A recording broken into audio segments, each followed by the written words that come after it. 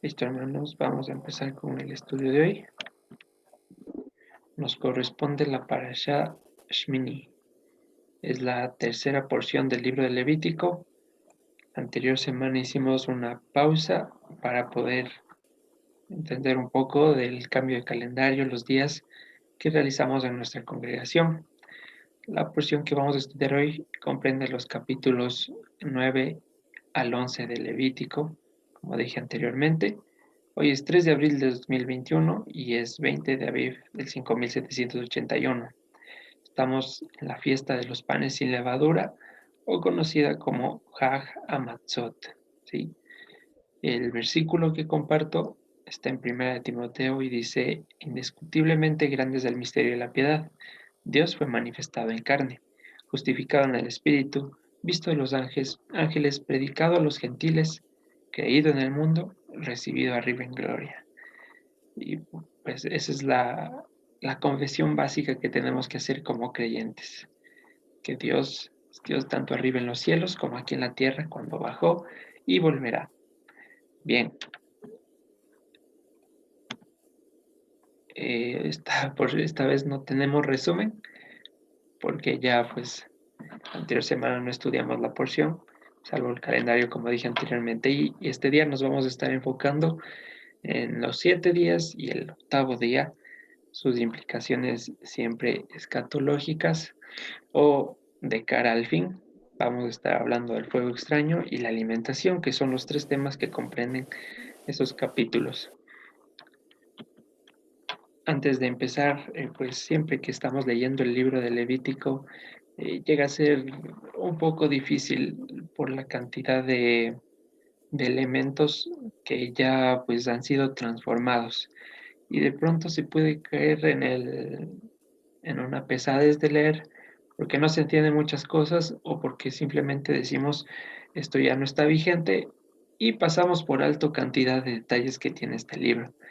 Entonces, eh, toda la escritura es útil para que seamos transformados y pues les invito a que lo leamos con los lentes de nuestro Señor Yeshua, digo con los lentes de Él, porque a la luz de lo que Él nos revela con su venida, este libro cobra, no voy a decir una importancia, sino nos indica aún más eh, cómo las cosas que fueron cambiadas o cómo se facilitaron nuestras cosas al andar en el Señor. De, por ejemplo, tener que realizar sacrificios diarios, consultar qué sacrificio es el que me compete, etcétera, etcétera. Pues hoy bajo la, perdón, un momento, ya, hoy nos permiten bajo la intercesión de nuestro Señor alcanzar aquella libertad. Bueno, dicho esto, vamos a abrir el capítulo.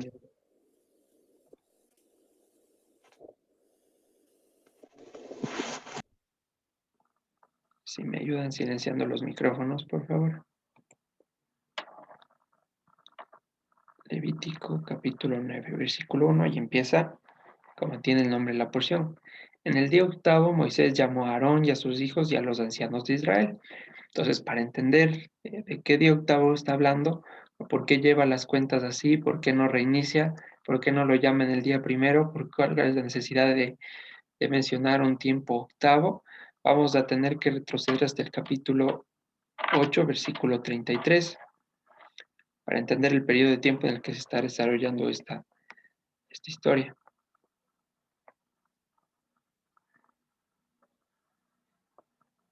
Dice en el versículo 33: de la puerta del tabernáculo de reunión no saldrán en 7 días, hasta el día en que se cumplan los días de sus consagraciones, porque 7 días serán consagrados. ¿Ya? Entonces, este día octavo, pues obviamente viene después de aquellos 7 días, pero este periodo de 7 días iba a ser el tiempo que le iba a tardar a Aarón, a tardar entre comillas a él, en completar su consagración como sumo sacerdote y a sus hijos. ¿Sí? ¿Qué es la consagración? Vamos un poquito más específico. Han traducido consagración de la palabra hebrea malé, Es la referencia Strong H4390, pueden consultarla si tienen a la mano, y literalmente significa ser llenos, colmar, desbordar, ser plenos también. Es la palabra que traducen allá adelante como plenitud. Entonces, cuando está diciendo que el periodo de consagración se refiere más explícitamente al periodo de llenura, el tiempo en que Aarón se iba a llenar, obviamente, de su presencia, recordando que el Espíritu Santo o el poder de Dios no estaba permanentemente en las personas como hoy en día tenemos el privilegio. Entonces, de cierto modo, y para que se entienda un poco mejor la idea, a la puerta del tabernáculo, Aarón se iba a recargar, ¿sí? 7 días tenía que estar a la puerta del tabernáculo. Y más adelante les dice que no salgan para que no mueran. Así de estricta, digamos, en cierta manera, llega a ser la medida.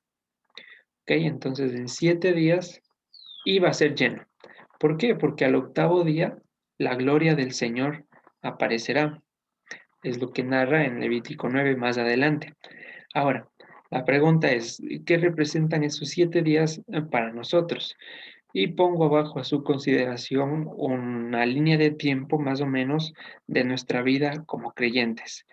Llegamos sin esperanza y estamos sin Dios en el mundo y de acuerdo a Efesios 2:2, habitando de acuerdo a las corrientes del príncipe de este mundo, haciendo los deseos de él y pues prácticamente como muertos en vida. Viene nuestro Señor Yeshua y se sacrifica como cordero, precisamente como cual cordero.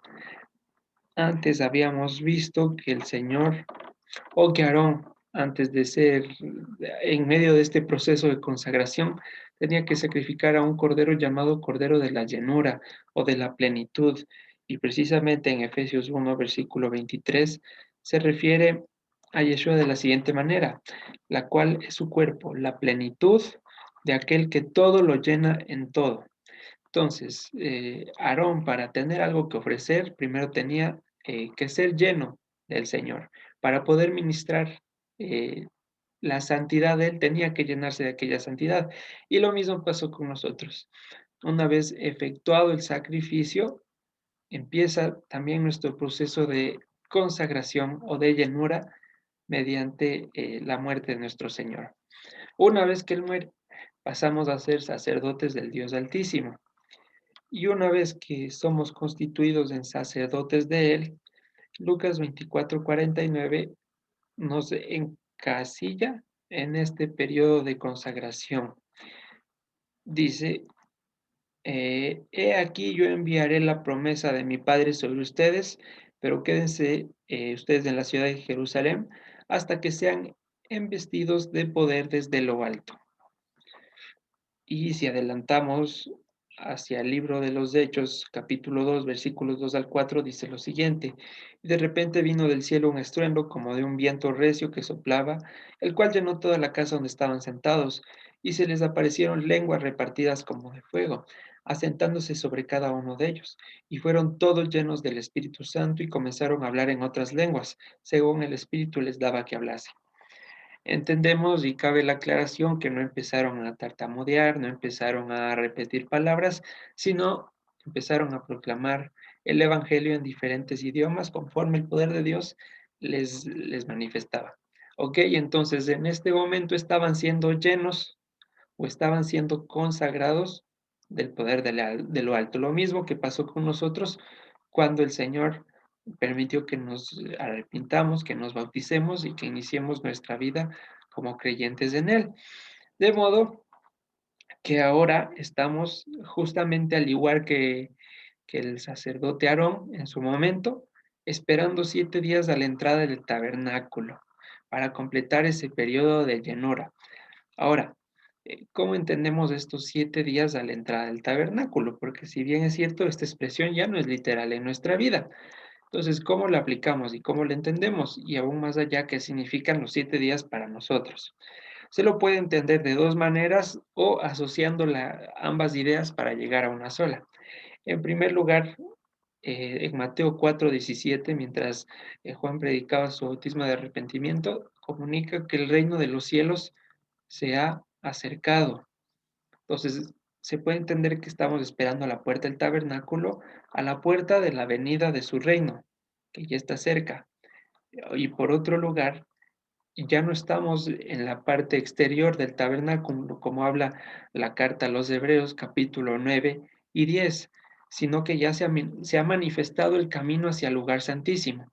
Y como hemos explicado en anteriores porciones, hemos llegado ya a la parte del lugar santo, como aquellos 12 panes que están iluminados a la luz de la menorá o, por supuesto, a la luz de nuestro Señor Yeshua.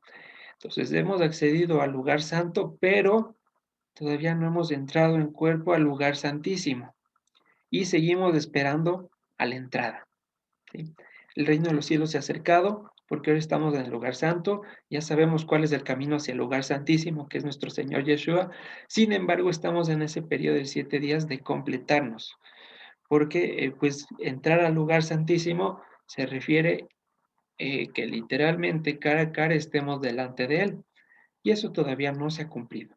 ¿Cómo llegamos ahora? A través de nuestras oraciones. Pero ese no es el nivel que el Señor quiere completar en nosotros. Para ello tiene que completarse el periodo de consagración, ¿ya? Entonces, ahora, volvemos a la pregunta. ¿Qué significan estos 7 días para nosotros? De acuerdo a la escritura, principalmente se narra un periodo de 7 días en tres escenarios muy importantes.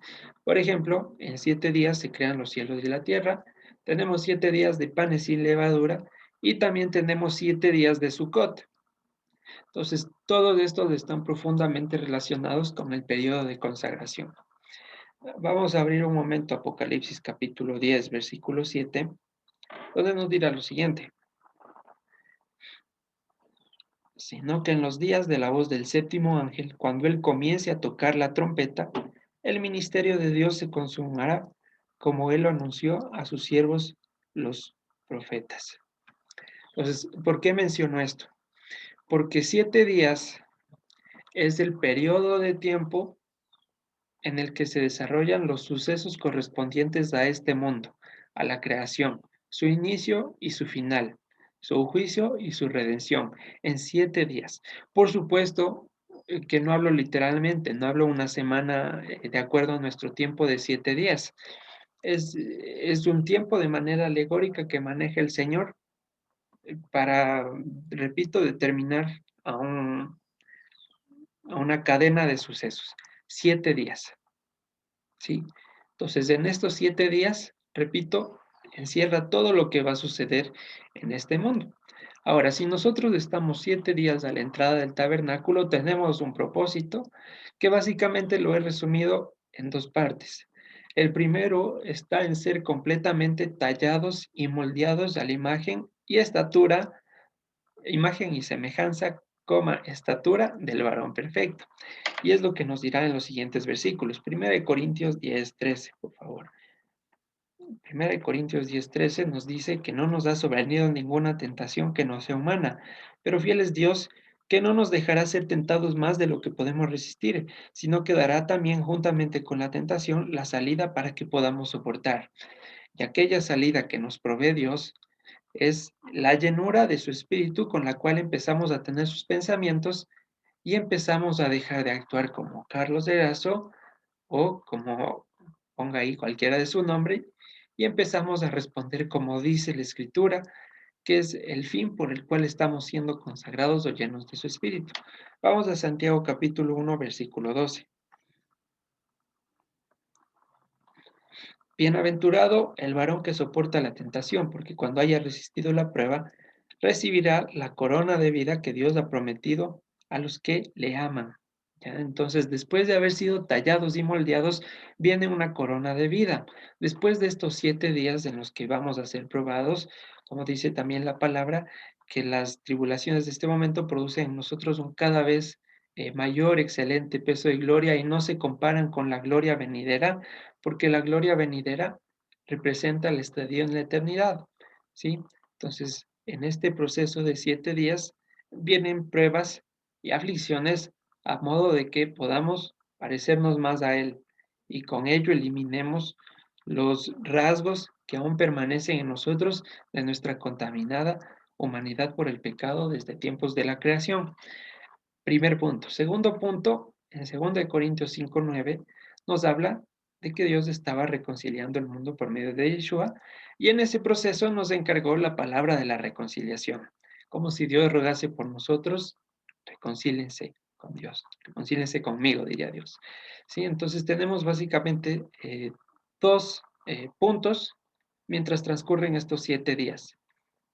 7 días me refiero, repito, a todo el tiempo de la creación ser completamente tallados y moldeados y por otro lado anunciar el Evangelio a todos los rincones del mundo.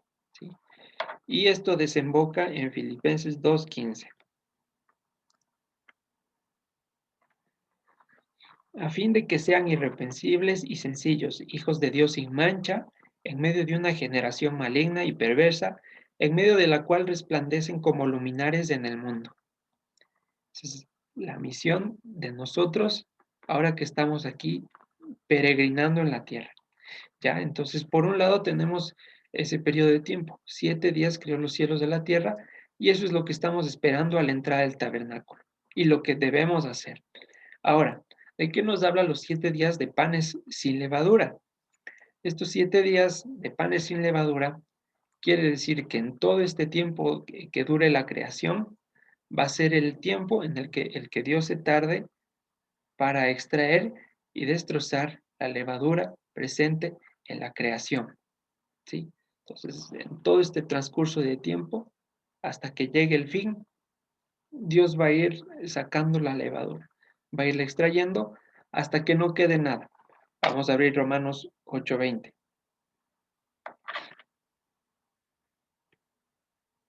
Menciona lo siguiente, porque la creación fue sujetada a vanidad, no por su propia voluntad, sino por causa del que la sujetó en esperanza, porque también la creación misma será libertada de la esclavitud, de corrupción, a la libertad gloriosa de los hijos de Dios, porque sabemos que toda la creación gime a una y está con dolores de parto hasta ahora, y no solo ella, sino que también nosotros mismos, que tenemos las primicias del Espíritu, nosotros también gemimos dentro de nosotros mismos, esperando la adopción, la redención de nuestro cuerpo. ¿Sí? Entonces, ¿qué quiere decir esto? Que nuestra actitud como creyentes en el día a día, mientras transitamos en estos 7 días, tiene que ser el deseo ardiente de la manifestación de nuestro Señor Yeshua. Ahora, yo cuando escuchaba esto hace mucho tiempo, me preocupaba porque escuchaba hermanos que justamente decían esto, que ya venga. Yo decía, eh, bueno, debe ser porque ya tienen un nivel de santidad supremo y ya no se equivocan en nada, pero yo me sigo equivocando y sé que si el Señor viene, pues me voy a quedar, inevitablemente me voy a quedar. Sin embargo, no fue hasta que el Señor me permitió entender que no es mi proceso, no me consagro yo mismo, sino es Él que me consagra, Él es el que lo prometió. Y en virtud de eso puedo asegurarme de que, como tengo su espíritu, como estoy siendo llenado de él, él va a completar la buena obra. Entonces, si yo pido que el Señor venga, si yo pido que su venida ya sea en mis días, no es porque presumo de mi propia justicia, sino porque Él me va a hacer completamente justo cuando llegue. Así que tenemos que quitarnos ese miedo de que vamos a justificarnos por nuestras obras, que si bien es cierto, entendemos que es por gracia y todo, aún queda ese pensamiento de que cuando venga Dios yo voy a poder justificarme por lo que yo he hecho en mi vida, ¿sí? Eh, y pareciera que eso está claro, pero a ese momento nos crea una duda y una incertidumbre como que no vamos a alcanzar. ¿Y por qué tengo la confianza de que vamos a alcanzar? Porque fiel es el que lo prometió. Nada más, porque su fidelidad no cambia. Y ya que su fidelidad no cambia, nosotros podemos estar seguros en que su obra será terminada perfectamente. Por eso, día a día, gemimos a que nuestro cuerpo sea adoptado finalmente y sea redimido, ¿ya? Sea librado totalmente de la levadura, de la vanidad y como menciona aquí mismo, de la corrupción, la esclavitud. Listo. Y vamos a avanzar al Salmo 50:12 al 15 para ver qué nos dice sobre este clamor. Dice en el versículo 12, si yo tuviese hambre, no te lo diría a ti, porque mío es el mundo y su plenitud. Es decir, si yo quisiera obras, eh, definitivamente no me valdría de ti, porque yo soy todopoderoso, yo puedo hacerlo todo. Y está aquí contraponiendo aquella parte en la que Dios manifiesta que no quiere sacrificios, sino obediencia. ¿Por qué no quiere sacrificios? Para contentarse. Y bueno, y mucho más ahora que ya ni siquiera tenemos que sacrificar. Si yo tuviese hambre, no te lo diría a ti, porque mío es el mundo y su plenitud. ¿He de comer yo carne de toros o de beber sangre de machos cabríos? Sacrifica a Dios alabanza y paga tus votos al Altísimo, e invócame en el día de la angustia, te libraré y tú me honrarás. ¿Sí? Aquí lo está poniendo a modo de promesa. Yo te voy a librar y en consecuencia que yo te libre, tú me vas a honrar, pero sacrifica mi alabanza, no sacrificios de animales, no obras, no poner una velita, no cosas por el estilo, sino obediencia a mi palabra. Y cuando lo hagas, porque yo te estoy consagrando, porque yo te estoy dando los medios para hacerlo, me invocarás en el día de la angustia. ¿Cuál es el día de la angustia? Definitivamente, cuando Él venga, el día del Señor grande y temible, para aquellos que pues, no tuvieron la revelación, va a ser día de angustia y de crujir de dientes. Nosotros le invocaremos y el Señor nos salvará y llegará con su corona de vida. ¿Ok? Así, un punto importante aquí. Cuando decimos, eh, ¿por qué ya no hay sacrificios? Saben preguntar a veces las personas. ¿Por qué ya no se hace sacrificios hoy en día? Y pues la respuesta más común es porque ya no hay templo. Eso, si bien es cierto, no deja de estar del todo bien, porque detrás de esa respuesta, ¿qué quiere decir? Que si se reconstruiría el templo, nosotros volveríamos a hacer sacrificios. Es lo que estamos diciendo en otras palabras, que el único limitante para que nosotros hagamos sacrificios es que no hay un lugar para hacerlo. No es así.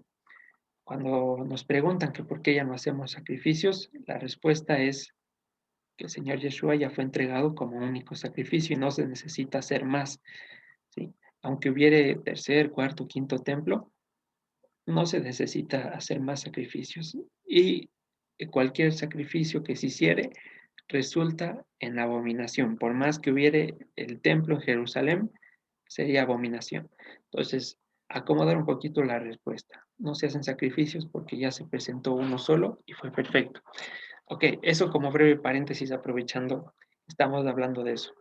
Ahora, para referirse a aquello que tiene levadura y que va a conservar su levadura hasta el último, se refiere de la siguiente manera, versículo 16. Pero al malo dijo Dios, ¿qué tienes tú que hablar de mis leyes y que tomar mi pacto en tu boca? Pues tú aborreces la corrección y echas a tu espalda mis palabras. Si veías al ladrón, tú corrías con él, y con los adúlteros era tu parte. Tu boca metías en mal y tu lengua componía engaño. Tomabas asiento y hablabas contra tu prójimo. Contra el hijo de tu madre ponías infamia. Estas cosas hiciste y yo he callado. Pensabas que de cierto sería yo como tú, pero te reprenderé y la pondré delante de tus ojos.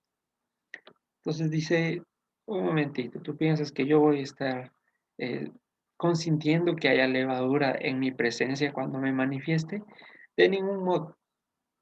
Vas a ver las consecuencias y como dice en Malaquías 3, entonces el justo y el malo volverá para ver sus obras. Sí. Y en el versículo 22 lanza una advertencia. Entiendan ahora esto los que se olvidan de Dios, no sea que les despedace y no haya quien les libre. Esta expresión de que va a despedazar a la levadura nos conecta a los 7 días de Sukkot. Entonces ya vamos viendo dos periodos de tiempo, 7 días en los que crea los cielos y la tierra, 7 días de panes sin levadura, y ahora vamos al último, el despedazamiento de la levadura en los 7 días de Sukkot. De acuerdo al cronograma de salvación ofrecido por Levítico 23, eh, cuando ya sea el tiempo de cumplirse las cosas, y llegue el último Sukkot para ese tiempo y habrá venido Mashiach en Yom Teruah. También nuestros cuerpos ya habrán sido redimidos en Yom Kippurim. Entonces, ¿qué es lo que se va a cumplir en esos 7 días de Sukkot?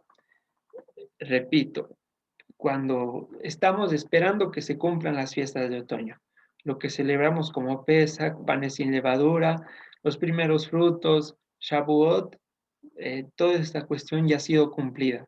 Esperamos el cumplimiento de las citas posteriores. En aquellas citas va a suceder la venida de nuestro Dios, la redención de nuestros cuerpos y en Sukkot, ¿qué va a pasar en esos 7 días de Sukkot? ¿Qué vamos a esperar si aparentemente todo ya está cumplido? Ya vino Dios y los cuerpos ya fueron transformados.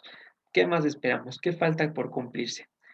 De acuerdo a Apocalipsis 20, versículo 7, vamos a leerlo, dice lo siguiente. Cuando los 1000 años se cumplan, Satanás será suelto de su prisión y saldrá a engañar a las naciones que están en los 4 ángulos de la tierra, a Gog y a Magog, a fin de reunirlos para la batalla, el número de los cuales es como la arena del mar. Entonces, entendiendo que al final de estos 1000 años, que es aquel periodo de tiempo conocido como el Shabbat milenial, al final de estos 1000 años va a acontecer la guerra de Gog y Magog. Y esto se ha entendido que toma lugar en el último día de Sukkot, es decir, en el séptimo.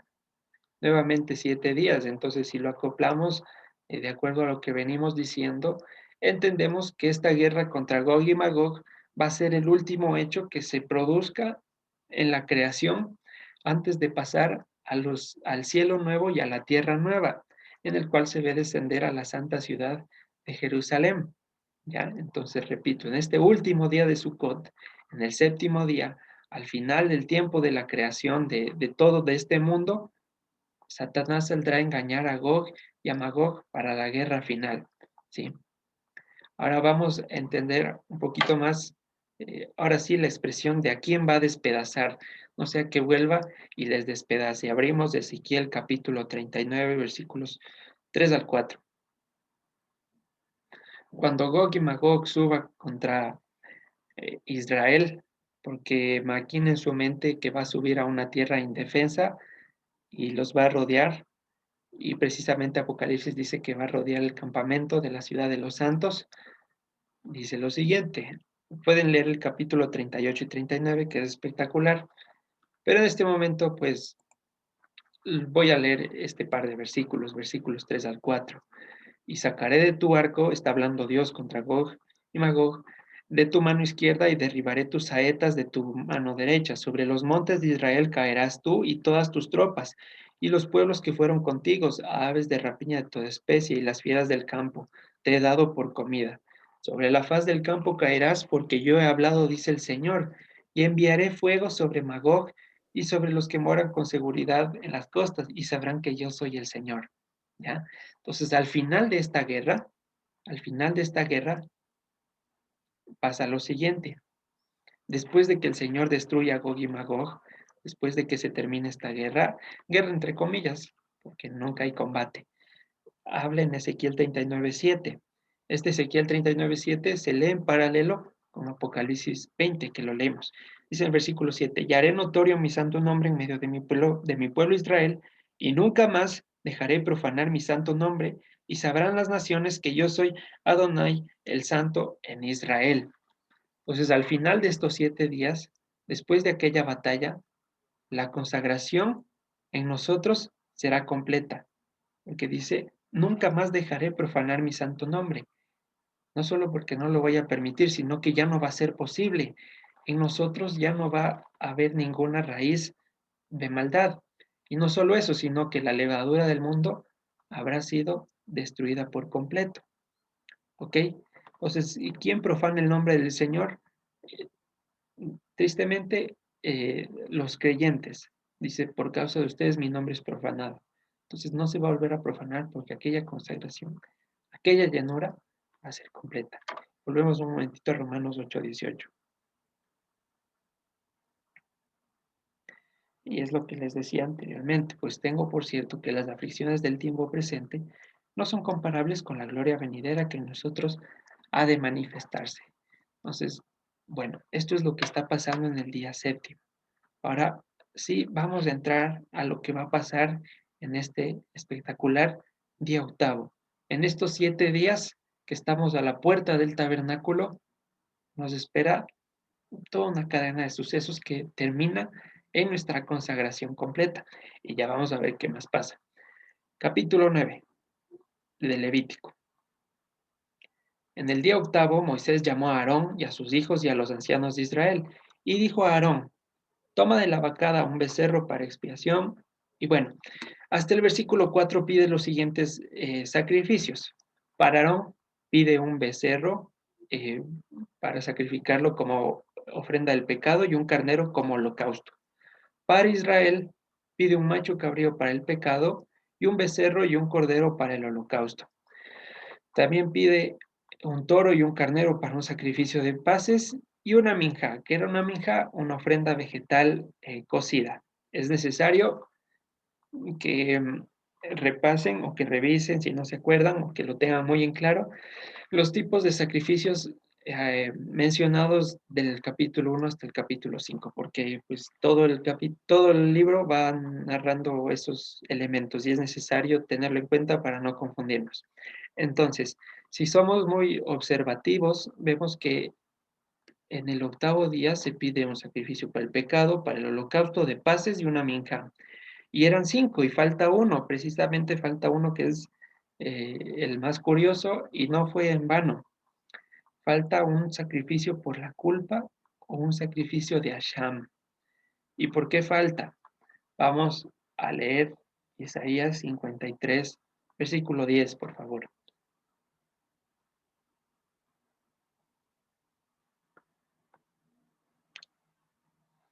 No falta porque se le olvidó pedir a Moisés.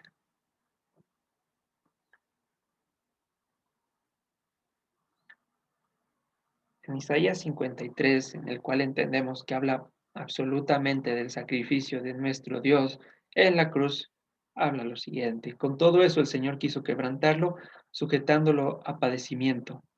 Cuando haya puesto su vida en expiación por el pecado, vivirá por largos días y la voluntad del Señor será en su mano prosperada. Ahora, cuando habla del pecado, justamente habla de este sacrificio que no se menciona aquí en Levítico 9. Y pues pueden consultarlo los que tengan el diccionario Strong a la mano. Habla de que la vida del Señor va a ser ofrecida como un sacrificio de culpa. Pueden consultarlo ahí en la palabra, repito. Entonces, ¿qué quiere decir esto? Aquí en Levítico 9 se pidieron todos estos sacrificios y se consumaron, pero uno quedaba vigente, uno quedaba para la posteridad. El sacrificio de Pesaj que hizo nuestro Señor fue y completó aquello que no completó el sacerdocio levítico. Es decir, en el sacrificio del Señor Yeshua convergieron todos estos sacrificios completamente. Aquí están 4, falta uno, y con él sí cumplió todos los 5, se pidieron todos los 5. ¿Y esto qué tiene que ver con nosotros? Lo siguiente, recordemos que aquel sacrificio de Hashem era para los pecados que se cometían sin conocimiento o en palabras comunes como errores de buena fe. Sí, no sabía, pero terminé pecando a la final ese error. Y una vez que me entero, pues debía ejercer el sacrificio.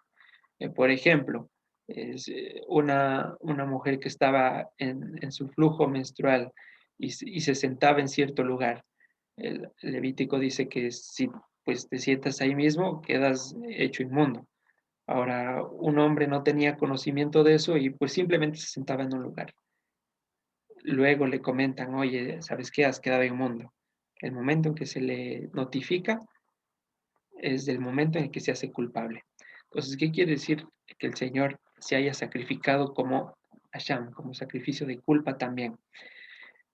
Que ya fuimos reconciliados una vez y para siempre, desde luego, ya fuimos perdonados del pecado, es decir, ya se hizo holocausto, ya se hizo sacrificio por el pecado. Sin embargo, ¿por qué sentimos culpa hoy en día? ¿Por qué seguimos sintiendo culpa?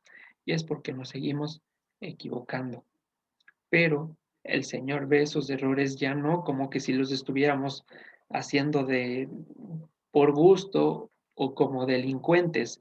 Delincuente, aquella persona que tiene por práctica el irse contra la ley. El Señor ya no nos ve así. El Señor ve nuestros errores como momentos de ignorancia. En palabras muy comunes y sencillas, porque fue sin querer queriendo. Y es la intercesión que hace por nosotros todos los días cuando narra en Primera de Juan que abogado tenemos para con el cielo. Ya no como practicantes del pecado, sino como personas que están en proceso de consagrarse. Entonces, que hay que rogar y que hay que pedir que nos siga librando de aquellos errores que nos son ocultos, porque evidentemente, eh, como narra Hebreos capítulo 10 o 12, ya no pecamos deliberadamente, ya no pisoteamos la sangre del Mesías, ya no lo hacemos, pero quedan todavía esos errores que faltan ser pulidos, ¿ya? Entonces, bueno, eso fue un pequeño comentario respecto a esta parte que falta un sacrificio, un tipo de sacrificio, y que leyéndolo así muy rápido, pues pasa de largo. En fin, ¿por qué volvamos al capítulo 9?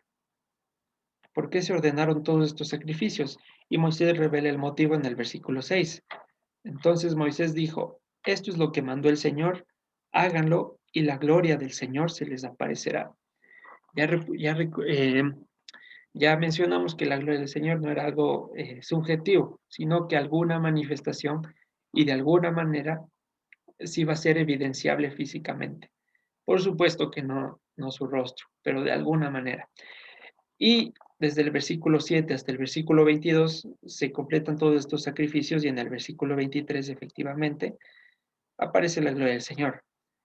Menciona, y entraron Moisés y Aarón en el tabernáculo de reunión y salieron y bendijeron al pueblo y la gloria del Señor se apareció a todo el pueblo. Y salió fuego delante del Señor y consumió el holocausto con las grosuras sobre el altar. Y viéndolo todo el pueblo alabaron y se postraron sobre sus rostros. Entonces, aquí literalmente dice que el fuego se comió aquellos sacrificios, el fuego devoró, el fuego se tragó, el fuego desapareció.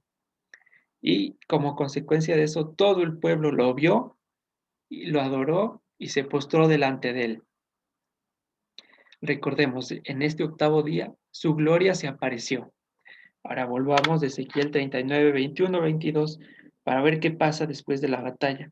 En este también ya octavo día. Ezequiel 39, 21, 22. Después de haber derrotado a Gog y Magog, después de haber despedazado la levadura, la gloria del Señor también se va a hacer visible, tal cual como pasó aquí en Levítico 9 en el octavo día. Y pondré mi gloria entre las naciones, y todas las naciones verán mi juicio que habré hecho y mi mano que sobre ellos puse. Y de aquel día en adelante sabrá la casa de Israel que yo soy el Señor su Dios, y sabrán las naciones que la casa de Israel fue llevada cautiva por su pecado, por cuanto se rebelaron contra mí, y yo escondí de ellos mi rostro y los entregué en manos de sus enemigos y cayeron todos de espada. Escondió su rostro el Señor. Sin embargo, dice que en este momento va a ser su gloria visible. Y si saltamos hasta el versículo 29, dice lo siguiente. No esconderé más de ellos mi rostro, porque habré derramado mi espíritu sobre la casa de Israel, dice el Señor, Adonai el Señor. Entonces, al fin de estos 7 días, al final de esta guerra contra Gog y Magog, va a repetirse el escenario de Levítico 9, sino que de una manera aún más sorprendente. Ahora, antes de llegar a aquella conclusión, en el versículo 24, se comió los sacrificios de los animales, se consumieron. Ahora, cuando Él vino, se consumió su propio cuerpo. Cuando dijo consumado es y fue llevado fuera del campamento, como narra Hebreos 13, presentado a modo de holocausto. Y ahora, ¿qué se va a consumir cuando venga por segunda vez? Ya tienen ahí la respuesta, a la misma muerte, a la levadura, a la vanidad, a la esclavitud, a la corrupción. Primera Corintios 15, 26 nos dice que el postrer enemigo a vencer será la misma muerte. Entonces, cuando aquella muerte haya desaparecido, y volvemos a Apocalipsis 20, versículo 15, por ejemplo, narra todo el suceso de la guerra de Gog y Magog. Dice, y el que no se halló inscrito en el libro de la vida fue lanzado al lago de fuego. Entonces se acabó ahí la muerte. Y posterior a eso llega la gloria del Señor. Vi un cielo nuevo y una tierra nueva, porque el primer cielo y la primera tierra pasaron y el mar ya no existía más. Y yo, Juan, vi la santa ciudad, la nueva Jerusalén, descender del cielo de Dios, dispuesta como una esposa ataviada para su marido.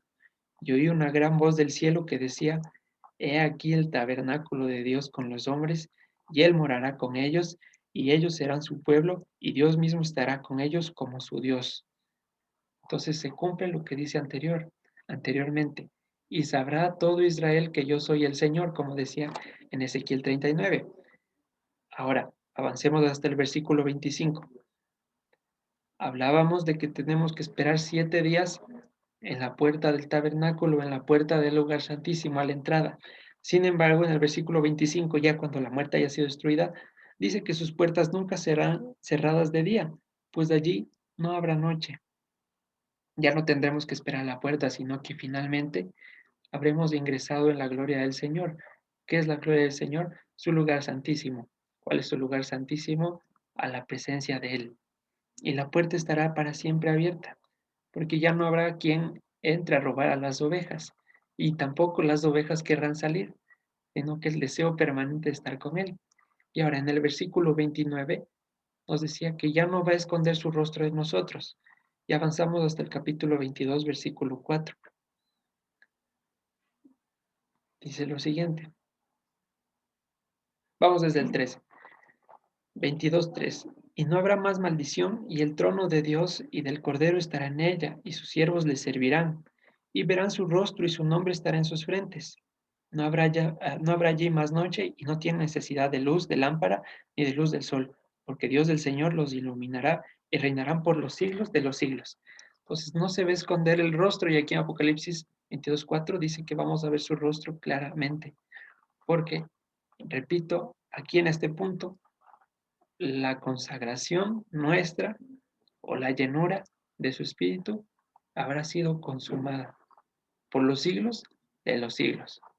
Entonces, espero que se esté uniendo todos los elementos de la historia, de la profecía y cómo se va a cumplir lo que narra en Ezequiel y lo que se menciona en Apocalipsis, cómo desde diferentes aristas se van narrando la misma historia con diferentes detalles. Y es gracias a los anteojos de nuestro Señor Jesús.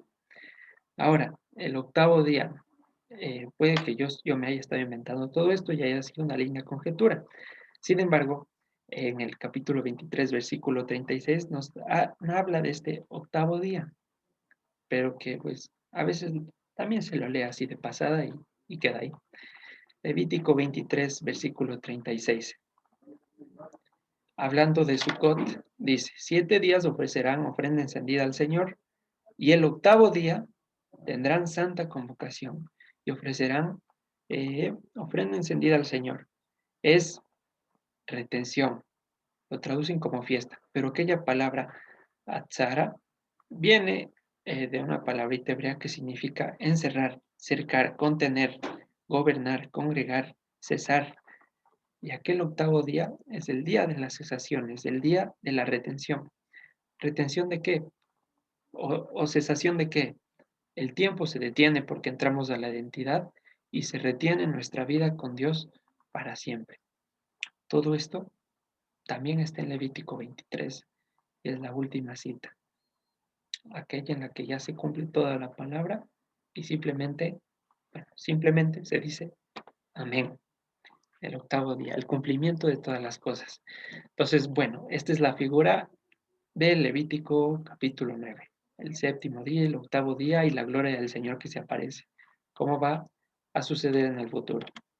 Ahora, acabamos capítulo 9, vamos a avanzar a Levítico 10, que es un pasaje muy conocido. Habla del pecado de Nadab y Abiú. Hay que tener en cuenta algo. Estos personajes Fueron de los primeros en subir al monte Sinaí con Moisés cuando estaban recibiendo en aquel momento en el que se dieron las 10 palabras. Sí, fueron los primeros en subir. También fueron hijos de Aarón. Sin embargo, ¿qué hicieron? Tomaron cada uno su incenciario, versículo 1, y pusieron en ellos fuego, sobre el cual pusieron incienso, y ofrecieron delante del Señor fuego extraño que nunca les mandó. Quiere decir que no importa cuántos años tengamos en la escritura, no importa que tanto creamos estar firmes, sino el cuidado que tengamos en estarlo realmente. No es meritocracia, ni el hecho de tener 10 años de ser creyente me asegura un puesto, como podría pensarse. No, un momento de desconcentración y puede desencadenar en ofrecer fuego extraño, sin importar quién seamos, hijos de quién seamos o las obras que hayamos hecho de antemano. El rato que hagamos algo que el Señor no nos mandó, estamos sirviendo a otro Dios. Y esto es importante. Dice, encendieron fuego que nunca les mandó. Esta palabra sabá es la que se utiliza para hablar de un mandamiento, una mitzvah. Y un mandamiento es dado a los hijos de Dios, es decir, a nosotros, previa cuando Dios nos ha instruido y nos ha dado la competencia para hacerlo. Ya lo hemos explicado. Pero Dios dice que nunca les enseñó a Nadab y a Abiú cómo ofrecer este fuego extraño. Y si Él no les enseñó, ya sabrán ustedes quién les estaba guiando a estos dos muchachos, ¿sí? ¿Quién les dio la competencia y quién les enseñó a encender este fuego? No se estaban guiando por Dios, sino por el enemigo. Había entrado al tabernáculo nuevamente. Versículo 2. Y salió fuego de delante del Señor y los quemó y murieron delante del Señor. Ahora, esto es importante, esta expresión que nos da, aclara un poquito más. Literalmente dice que acercaron fuego a su rostro. Es decir, ¿qué quisieron hacer estos personajes dominados por el conocimiento del maligno? Querían iluminar a Dios. De algún modo entendieron o pensaron que la luz de Dios no era suficiente y que ellos más bien necesitaban completar lo que a Dios le faltaba. Le dijeron, Dios, te vamos a iluminar porque tu luz no está muy clara. Entonces, ese es el grado de la ofensa. Pensar que nuestras acciones van a completar a Dios y por ende poner nuestro criterio personal por encima de la escritura y empezar a decir, yo creo que este mandamiento se puede mejorar, yo creo que este mandamiento no hay que cumplirlo tal cual, y yo creo, y yo creo, yo creo, en otras palabras está diciendo, yo creo Dios que tu luz no me alumbra muy bien, ya se te quemó el foco, te voy a ayudar, ¿sí? Y la consecuencia de eso es morir delante de él, como pasó con Nadab y Abiú. Ahora, es de estos versículos en los cuales a veces se dice que el Dios del Antiguo Testamento es malo y por eso pues solo hay que leer al Dios del Nuevo Testamento y cosas así, barbaridades que se oyen día a día. Y no es que Dios sea malo, sino que, como dice en Lucas capítulo 12, 48, al que mucho se le da, mucho se le exige. Y esperar esta falta de los hijos de Aarón, de aquellos que estuvieron primeros, de los primeros en subir al monte Sinaí, es inaceptable. Y esto no es nada diferente a lo que dice en Hebreos. Dice, ¿cuánto mayor castigo piensan que merece el que pisa la sangre del Mesías voluntariamente? Ya no hay más sacrificio por el pecado, sino que muere remisiblemente. Es lo mismo, así que no hay diferencia entre lo que pasó antes y después. A nosotros que se nos ha dado las primicias de su espíritu y su conocimiento y su mente para cumplir, no podemos estarnos dando el lujo de querer iluminarle a Dios, ¿sí? Entonces no es que hay dos diferentes, ni que Dios aquí fue muy malo y ahora no es malo, ¿no? El castigo se está guardando para el día de la ira, nada más. Versículo 3. Entonces dijo Moisés a Aarón, esto es lo que habló el Señor, diciendo, en los que a mí se acercan, me santificaré, y en presencia de todo el pueblo seré glorificado. Y Aarón cayó. Entonces, ¿qué nos quiere decir este versículo 3? Que mientras más nos vamos acercando a Él, corrijo, mientras Él nos permite acercarnos más a Él, solo es con un fin, que nosotros nos vayamos consumiendo, que nuestros pensamientos desaparezcan delante del fuego de Dios, a fin de que solo quedemos limpios, puros y sin mancha, como dice en Efesios 5, santificados, distinguidos. Ese es el único propósito que hay para acercarme a Él. Y leía una frase de Paul Washer que decía, aquellos que dicen que Dios les salvó, pero siguen haciendo lo mismo, les pregunto de qué les salvó. Entonces, repito, mientras más me acerco a Dios, mi yo tiene que seguirse desplazando hasta que ya no exista, no quede ni el nombre, porque no tenemos nada que gloriarnos en la carne, sino solo lo que Dios nos permite ser. Entonces, en, más allá, no puedo sugerirle a Dios cómo ser más santo. No puedo. Al contrario, lo que tiene que suceder, dice en Juan 3:30.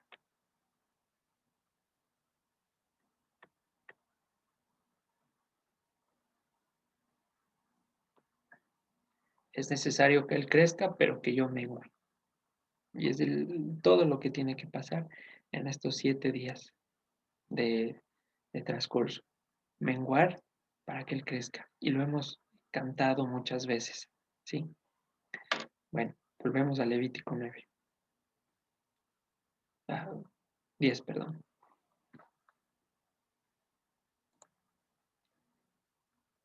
Versículo 9.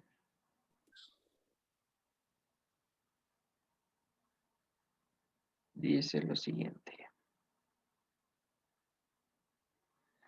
Tú y tus hijos contigo, está hablando Aarón, no beberán vino ni sidra cuando entren en el tabernáculo de reunión, para que no mueran. Estatuto perpetuo será para sus generaciones, para que puedan discernir entre lo santo y lo profano, entre lo inmundo y lo limpio. Entonces, también nos está dando una idea o más detalles de que estos dos personajes entraron en estado de embriaguez. ¿Y ahora qué representa el vino? La sidra. Son las malas doctrinas. Y allá en Apocalipsis 17:2 y 18:3 amplía un poquito más.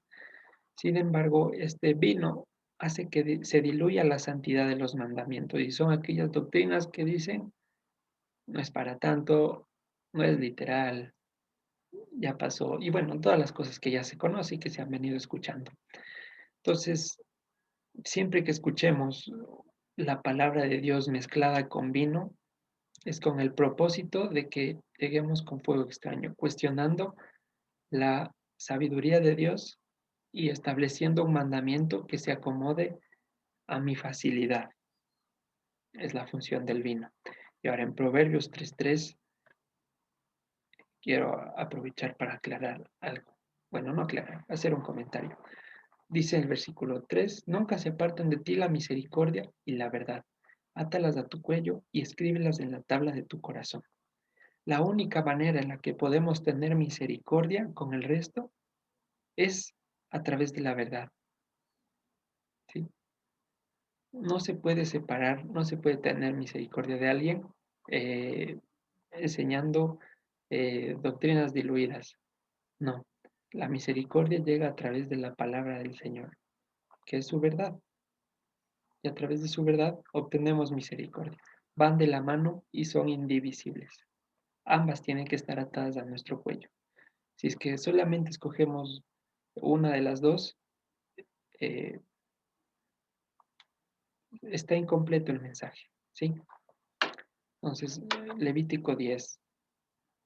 Y señal de que estamos siendo consumidos mientras nos acercamos es que vayamos obteniendo el discernimiento entre lo bueno y lo malo, que tengamos esa capacidad de entender qué me conviene y qué no me conviene de acuerdo a la voluntad de Él. Y en 1 Corintios 2:14, ya para ir acabando, nos dirá lo siguiente. El hombre natural no percibe las cosas que son del Espíritu de Dios, porque para él son locura y no las puede entender, porque se han de discernir espiritualmente. En cambio, el espiritual juzga todas las cosas, pero no es juzgado de nadie. Todos estos mandamientos que estamos leyendo son vida para nosotros, pero ¿por qué? Porque estamos siendo consagrados y llenos de su poder. Pero si es que predicamos lo que viene a continuación a cualquiera, lo primero que nos dicen es locos, y ya ha pasado. Lo que viene a continuación es la enseñanza sobre los alimentos. El Levítico 11 nos menciona todo lo que podemos comer y todo lo que no podemos comer. Está resumido en esta práctica tablita. Animales de la tierra deben rumiar y tener la pezuña hendida. En los animales del agua tienen que tener aletas y escamas. Los insectos tienen que ser alados, cuatro patas y piernas para saltar. Y en los que vuelan no tienen que ser carroñeros. Cualquier animal que salga de estas descripciones es abominación. Y por ende no podemos comer. ¿Por qué? Por salud, que si bien es cierto, es uno de los motivos, pero no es el principal. Porque Dios quiere que no coma las cosas ricas. No, no es eso. Hay un motivo simple y sencillo. Y Dios lo explica en este mismo capítulo. Entonces, eh, Dios lo hace simplemente vamos a Levítico 11, 44 al 47. Porque yo soy el Señor, su Dios, y por tanto ustedes se santificarán y serán santos, porque yo soy santo. Así que no contaminen sus personas con ningún animal que se arrastre sobre la tierra, porque yo soy el Señor, que les hago subir de la tierra de Egipto para ser su Dios. Serán pues santos, porque yo soy santo. Ese es el motivo principal de por qué nos está dando una dieta especial. No porque quiere que tengamos un metabolismo más rápido, no porque no quiere que no se nos sube el ácido úrico, que son desde luego motivos reales. El motivo principal es la santidad y ante ello no debería haber cuestionamiento de por qué sí, por qué no, por qué ahora quiero comer cerdo, que la fritada, etcétera, etcétera. Nada, se acabó en 1 Pedro 15:16 dice que toda nuestra manera de vivir sea santa y eso lo logramos a través del discernimiento que nos da su espíritu. Y entre ello, esto. Si ahora lo entendemos fácil, es porque Él nos ha dado esa capacidad de discernimiento. Pero si lo predicamos afuera, es lo que pasa muchas veces. Locura, porque el hombre natural no puede, ni quiere, ni le llama la atención de guardarse en santidad. Pero nosotros es nuestro deber ser santos, guardar esa santidad en cada paso que demos y en cada manera de actuar. ¿Sí? Entonces, con esto termina la enseñanza de hoy. Les agradezco a los hermanos en Facebook que han permanecido atentos. No olviden conectarse a las enseñanzas a las 10, 11, a las 3 de la tarde con los niños y finalmente a las 5 para el cierre de Shabbat. Hoy, después del Shabbat semanal, tenemos el Shabbat de la fiesta de los panes sin levadura, así que nada de celebrar o ir a hacer cualquier cosita, sino procurar tanto como sea posible guardar el día, ¿sí? Un abrazo y Shabbat Shalom.